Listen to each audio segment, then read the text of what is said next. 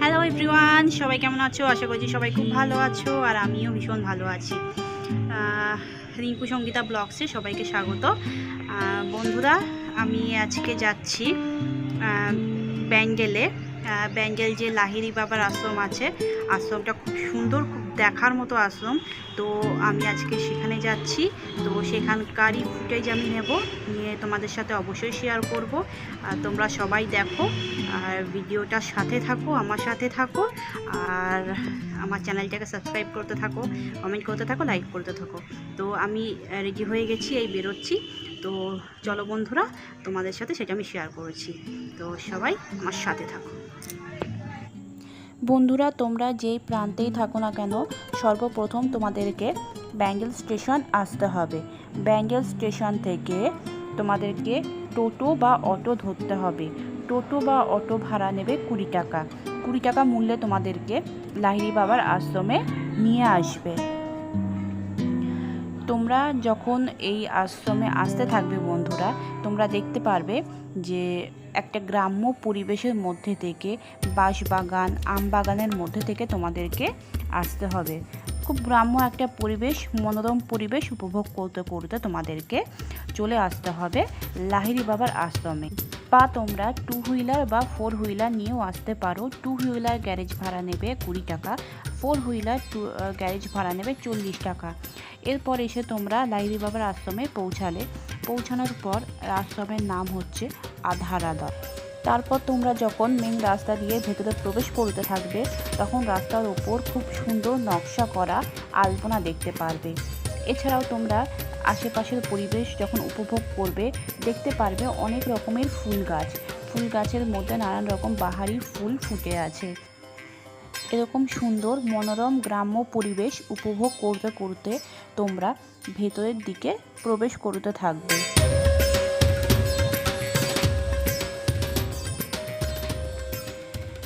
প্রবেশের সময় তোমরা দেখতে পারবে বাঁদিকে এরকম দেবী দুর্গাকে নিয়ে যাওয়া হচ্ছে কাঁধে করে, আর ডান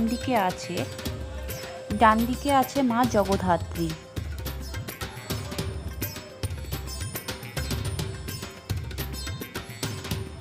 তারপরে বন্ধুরা, তোমরা দেখতে পারবে শিশু উদ্যান, শিশুদের জন্য।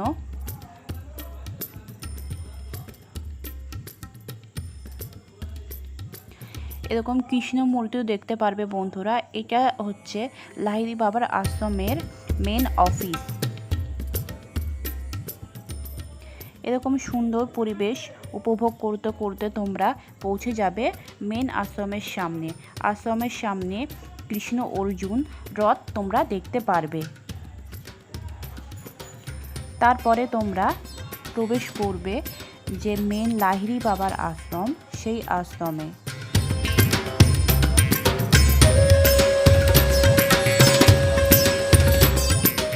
তো এটা হচ্ছে বন্ধুরা মেন লাহিড়ী বাবার আশ্রম।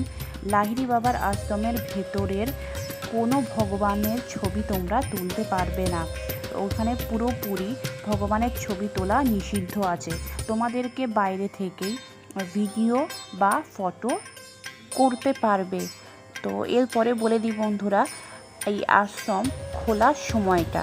এই আশ্রম খোলা থাকে সকাল 10টা থেকে বেলা 12টা পর্যন্ত, বিকেল 4টে থেকে সন্ধ্যে 6টা পর্যন্ত। আমরা তো বারবার লাহিড়ী বাবার আশ্রম শুনছি, কিন্তু কে এই লাহিড়ী বাবা, এবার তার সম্বন্ধে একটু জানা যাক। যোগীরাজ শ্রী শ্যামাচরণ লাহিড়ী বাবা 1968 সালে 23শে ডিসেম্বর গিয়েছিলেন বেনারস অফিসের কাজে। সেখানে গিয়ে দেখা পান বাবাজি মহারাজের সাথে। বেনারস থাকাকালীন তিনি দীক্ষা নেন আদি মহারাজের কাছ থেকে। 2003 সালে এই আশ্রমের বৃত্তিচারণ করেন। 2016 সালে বসন্ত উৎসবের সময় বাবা মহারাজ ও শ্রী শ্যামাচরণ লাহিড়ী বাবার উদ্দেশ্যে, সর্বসাধারণের উদ্দেশ্যে এই আশ্রম উন্মুক্ত করে দেন। মন্দিরটা সম্পূর্ণ একটি জলাশয়ের ওপর অবস্থিত, আর নানান রকম কারুকার্য ও নকশা করা মন্দিরটি শ্বেত পাথরের তৈরি, দেখতে অপরূপ সুন্দর। বন্ধুরা, তোমাদের এই মন্দিরে প্রবেশের কিছু নিয়মাবলী বলে রাখি। পুরুষদের জন্য কোনো শর্ট প্যান্ট বা স্যান্ডো গেঞ্জি অ্যালাউ নেই। তোমাদের ওখানে প্রবেশ করতে হলে পুরো পোশাকে প্রবেশ করতে হবে।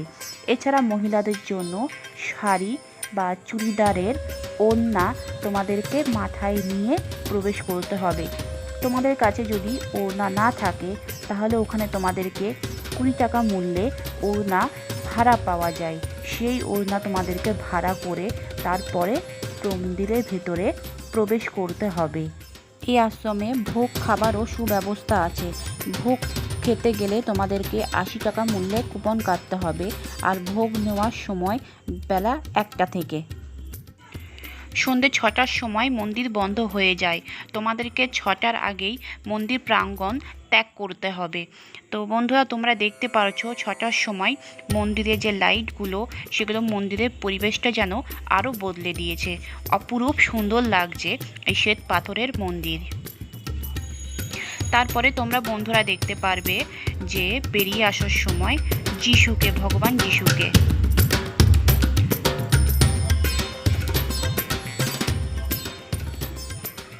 তারপরে বন্ধুরা তোমরা বেরিয়ে আসার সময় আরও দেখতে পারবে ঋষি বাল্মীকি বেদ পাঠ করছেন ঋক, সাম, যজু, অথর্বকে নিয়ে।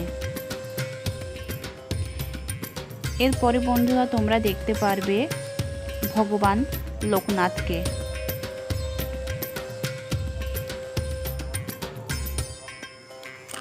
তারপরে তোমরা বন্ধুরা আস্তে আস্তে বাইরের দিকে এগিয়ে আসবে। যখন তোমরা বাইরের দিকে এগিয়ে আসবে এরকম একটা জলাশয় দেখতে পারবে। জলাশয়ের মধ্যে আমি একটা কচ্ছপ দেখতে পেরেছিলাম। কচ্ছপটা নাকি আমাদের হিন্দুদের জন্য দেখা শুভ, তো আমি সেটা দেখতে পেরেছিলাম। বন্ধুরা, এরপরে তোমরা বেরোনোর সময় দেখতে পারবে দেবাদিদেব মহাদেবকে। অপরূপ সুন্দর ধ্যানমগ্ন অবস্থায় তিনি বসে আছেন। তো বন্ধুরা, এটাই ছিল আমার আজকের ভিডিও। যদি ভিডিওটা ভালো লেগে থাকে তবে অবশ্যই লাইক, কমেন্ট, শেয়ার করো। Thank you for watching.